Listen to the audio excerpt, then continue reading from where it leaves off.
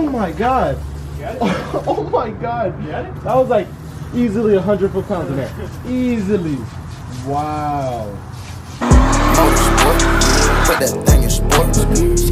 Shout it bad, pop up like a court. You a dork, never been a sport. Pull up, jumping out the court. What is up, guys? It's Jesse here, bringing you guys the first official video of 2018. So happy New Year's. It being the new year, I actually made a resolution to actually finally start fixing all the projects that we have. So we have that Auto IS right there. We also have that 300ZX, and we also do have that E46 that we got for free. So I made it my New Year's resolution to actually get those cars running and driving A1. So we're gonna go ahead and start working on this one today. For right now, I'm actually gonna go ahead and tow it with the F250 and just put it near the garage so it's near all of the tools. From there, I'll actually see what I actually want to do. I haven't really spoken too much on that car since we got it. We only made that one video, and I'm really sorry for that. So since we haven't shown the car really since we've purchased it, here is Lexi, our 03 Auto IS300. She has a couple goodies like that engine air intake. We haven't really spoken about the car too much, but we probably will be dissecting some of the parts off onto our cars. I might be taking that intake. Gus might be using these tires as basically burners, but I'm probably going to be keeping these for my IS300, the actual wheels themselves. But besides the intake, the wheels, car seems to be pretty stock.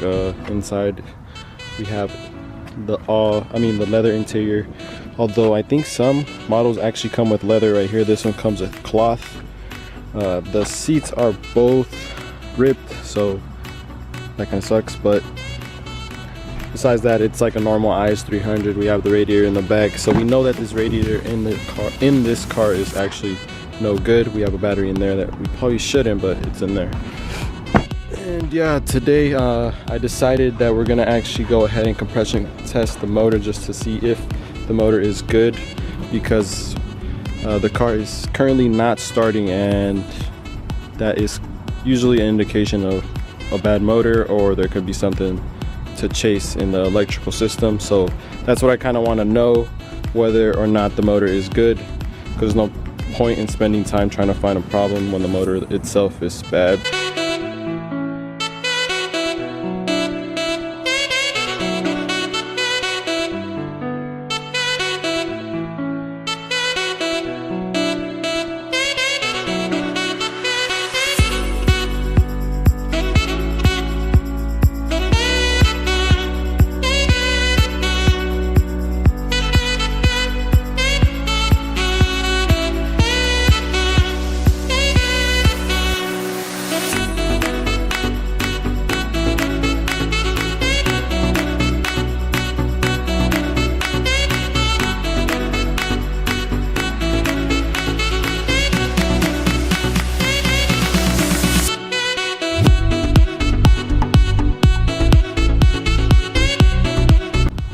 So guys, we ended up taking out the throttle body, the air intake and whatnot, and we seem to have run into a bit of an issue. So here on the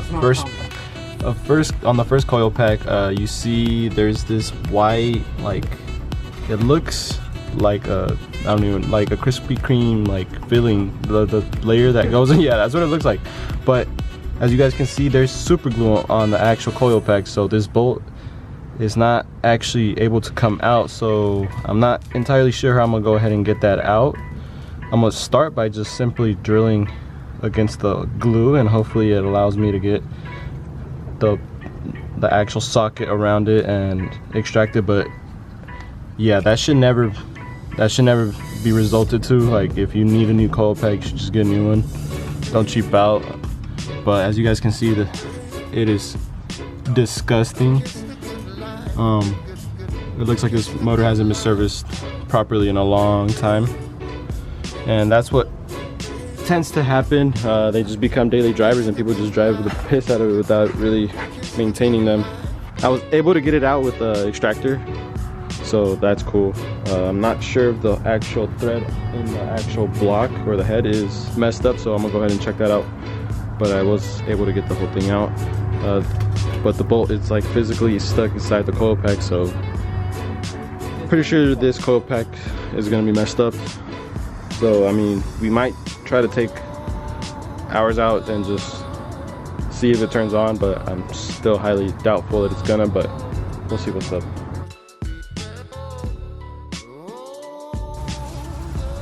Oh my god! Oh my god! That was like easily 100 foot-pounds in there. Easily. Wow. So we've been actually checking the fuses just to make sure that all the fuses are in working order. I've actually done this before, but I wanted to go ahead and check them again. And most of them are, I mean, all of these are good, although these do have jobs according to the manual, but they're not actually turning on. But some of these do require you to put them on. I'm actually going to be checking the ones now inside the passenger side and the driver's side. And yeah, just to ensure, I actually went ahead and took off the EFI like relay, because in order to not like flood the motor, that's what you have to do.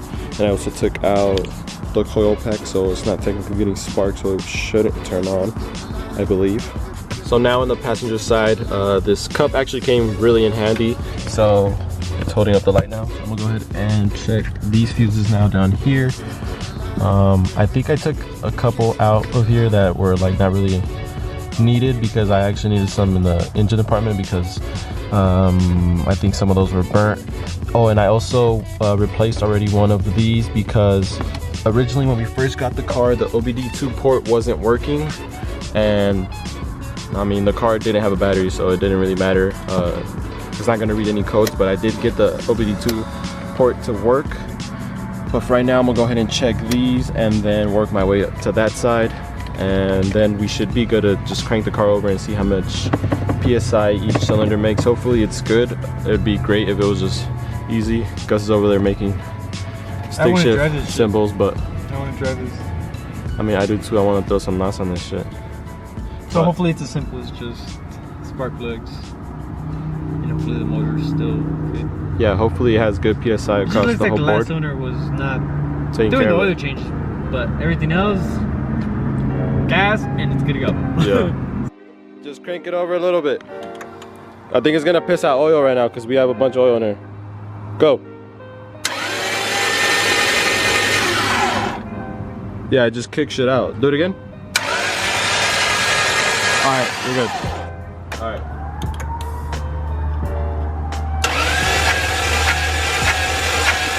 Stop. That shit didn't go up at all. Huh? That shit didn't go up at all. That shit went up like fucking nothing.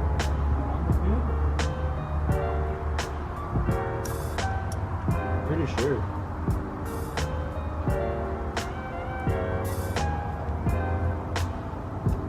Yeah, that shit's good. Try it again.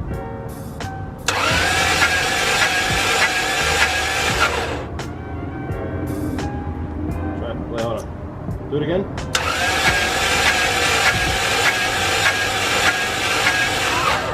Alright. So technically,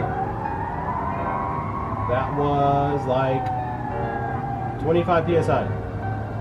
So final conclusion is the motor is bad.